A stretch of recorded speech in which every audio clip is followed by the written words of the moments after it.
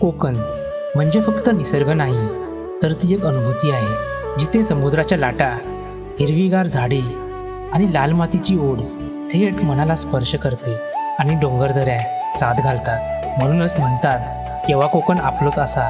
याच ओढीने मी 2 दिवसासाठी गावी पोचलो. सकाळचे 9 वाजले होते आणि सूर्याची कोवळी किरणं मनाला वेळ लावत होती. जी शांतता शहरात शोधूनही मिळत नाही, ती गावाकडच्या जीवनशैलीमध्ये असते. जय शिवराय मित्रांनो, आता सकाळचे वाजले आहेत 8:30 आणि काल आम्ही मुंबईवरून गावाला यायला निघालो. आता मी आहे गावी. अचानक आमचं प्लॅन ठरलं. गावचं वातावरण मस्त आहे, एकदम शांत.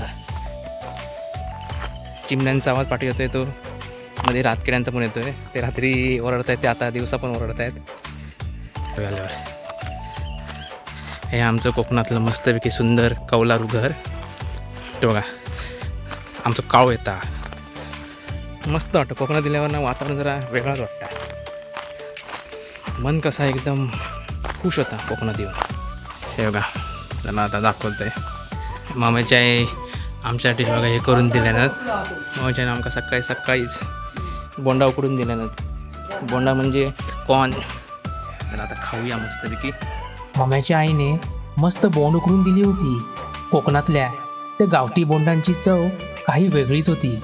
खळ्यात बसून बोंड खाताना माझं लक्ष आमच्या बागेकडे गेला. आताच मको खाऊन इले, म्हणजे बोंड कॉर्न. आता जरा आमच्या बागाचीच फ्री आहे.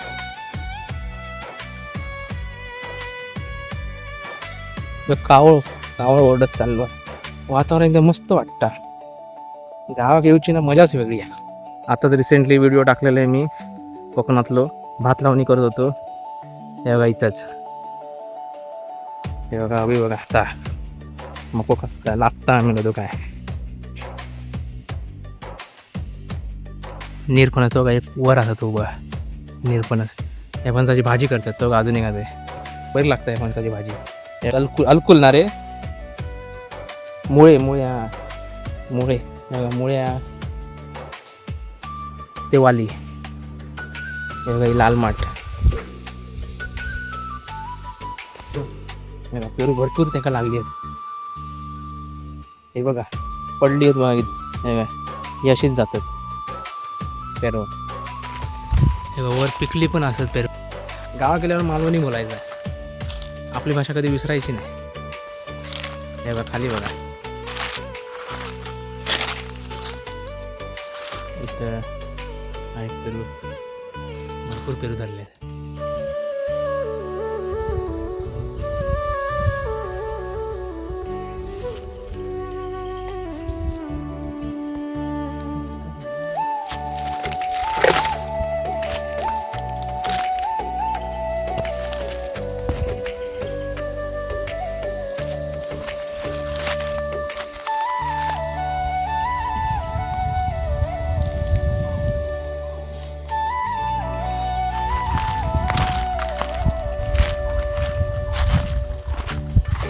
कोकणी रानमेवा. त्यामधला कोकणी रानमेवामधला हा एक रानमेवा पेरू. मित्रांनो हे बघा, हे लहान लहान डबरे दिसतात ना, आम्हाला हे वाटायचे मोर आहेत. अशी ते काठी घ्यायची.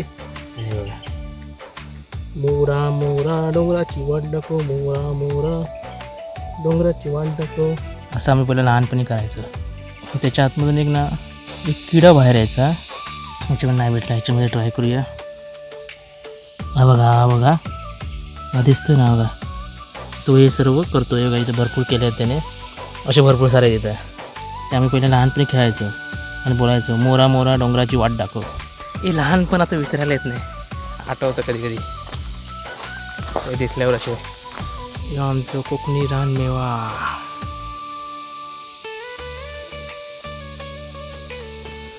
तेव्हा तिकडे वर परत वर. कोकणात आल्यावर हात विसरू शकत नाही. ह्याला बोलतात बोंडू.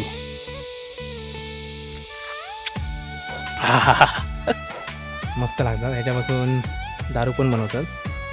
आमची आजी बनवायची पहिली दारू ह्या बोंडांपासून. हे रातकऱ्यांचा आवाज आणि बोंडू खात आहे. तिथली नारळाची झाडं आणि आजूबाजूचा तो निसर्गरम्य परिसर पाहून मन भरून आलं. हवेतील गार वाऱ्याची झुळूक मनाला स्पर्श करून जात होती. पप्पा भाजीसाठी वाली काढत होते. पोळ्या खूप खाल्ल्या वांढरा. तर इकडे सगळे आम्ही पळणा करायचो. ते आता वांडर वगैरे येऊन असं खाऊन जातात. वानर वगैरे काय राहणार नाही. बागेत फिरून झाल्यावर मी घरी आलो तर आई नारळ सोडत होती. मीही तिला कामात मदत केली. कोकणात आली की आईचा चेहऱ्यावरचा आनंद काही वेगळाच असतो. ती इतकी खुश होती ना की काम करताना अक्षरशः आनंदाने नाचत होती. काम झाल्यावर मी गावच्या तलावाच्या दिशेने निघालो. जाता जाता वाटेत आजोबा दिसले. ते हिर तासत होते आणि सोबत गुरेही राखत होते. आजकाल अशी कष्टाळू पिढी हळूहळू कमी होत चालली आहे, जी आजही मातीशी इमान राखून राबत असतात. त्यांच्याशी गप्पा मारण्यात एक वेगळाच जिव्हाळा होता. घरांवर लिहिलेलं आहे हे बघा. आपले झाडू हे हिरत असतात. गेलो नाही को अभि ना. हो गेलो गेलो थंय दिसलो हांगा. आजोबा कसा वाटतं हडे. मस्त वाटता. हिरत असतात. हे आपलं झाडू बनवतेले. आता हवा सुट्टा म्हणून थोडा काय वाटणार नाही एवढा. हवा हो कोल्हापुरात काढले पाठ लागला. हो त्या परवाचे दिवस ना हां. गारा पडले ना. हडे हडे जास्त नाही ना. हडे काहीतरी बोलत नाही, होते नाही, कमी पडले. शिवरा वगैरे काहीतरी. काय खीळ गळले. मला वाटतं यावर्षी लवकर असतो लोक पाऊस त्याप्रमाणे. ह्या काय बंद होणार नाही हा. का युद्ध युद्ध खय बंद होता. ते मारामारी करत होत त्याच्यामुळे सगळा पेट्रोल पण बंद झाला. गॅसचा फक्त प्रॉब्लेम झाला. गॅसचं मोठं problem. हो गप्पा मारून झाल्यावर मी तलावाकाठी पोचलो आणि तिथलं वातावरण पाहून मन प्रसन्न झालं. सकाळच्या कोवळ्या उन्हात तलावाचं पाणी चमकत होतं. काठावरची ती जुनी झाडं जणू त्या तलावाचे रक्षण करण्यासाठी ते शांतपणे उभी आहेत. तिथे बसल्यावर असं वाटलं की वेळ थांबली आहे. ना कसली घाई ना कसली चिंता. थोडा वेळ शांततेत घालवून घरी आलो आणि फ्रेश झालो. पाटल्या दारात असलेल्या नाणीतल्या चुलीवरचा गरम पाणी, तो धूर, तो जळणाऱ्या लाकडाचा सुगंध काही वेगळाच असतो. मम्मीच्या आईने मातीच्या चुलीवरची गरमागरम भाकरी आणि सोबतीला वालीची भाजी खायला दिली. मस्त आंघोळ करून झालेली आहे मित्रांनो. जरा फेरी मारून गेलेलं आहे. जरा आमच्या बागा आहेत आणि नंतर तिकडे तलावाकडे जाऊन दे. नंतर मस्त थंड पाण्याची आंघोळ केली. जेवण होतं न होतं तोच बागेत माकडाचा आवाज आला. आम्ही बागेत लावलेली भाजी तोडून टाकत होती. मित्रांनो माकडे येते बघा तिकडे. चो चो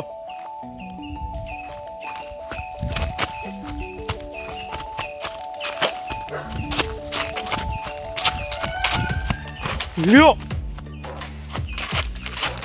Yo! Yo! Yo! Yo! Hey! Hey! Hold on! Yo!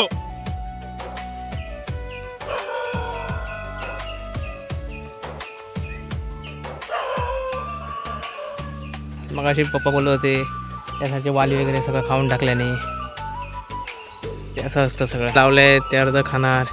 पेरू वगैरे सर्व मग अशी इथं बसून खात होतो माकड. तो कॅप्चर करून घाग नाही पाहले ते त्यासाठी ते पाहले तिकडे. हे काय गेल्या वेळी फणस नाही धरलेले. ह्यावेळी फणस धरले आहेत रसाळ. हे रसाळ फणस आहेत. जेवण झाल्यावर मी अंगणातल्या त्या लाकडी बाकड्यावर झोपलो.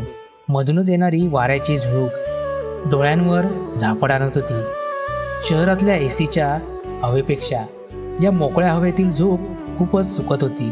गाढ झोप लागल्यामुळे संध्याकाळचे 4 कधी वाजले समजलेच नाही. जाग आली तेव्हा पाहिलं तर मम्याची आई समोर बसून माझ्यासाठी काजूची घरं सोलत होती आणि पप्पा बागेत निवडून आणलेल्या काजूंचे बोंडू मोडत होते. हळूहळू रात्र झाली आणि मी काजूच्या गरांपासून बनवलेला तो गरमागरम मेवा खाल्ला आणि नंतर मी माणगावला जाण्यासाठी निघालो. गावातील जीवन म्हणजे फक्त मजा मस्ती आणि निसर्गाचा आनंद घेणे नाही, तर तिथली माती आणि तिथली माणसं आपल्याला बरंच काही शिकवून जातात. शहरात आपण जगायला शिकतो, पण गावात आपण माणुसकी, कष्टाची किंमत आणि साधेपणातलं सुख काय असतं हे फक्त गावच शिकवू शकतं.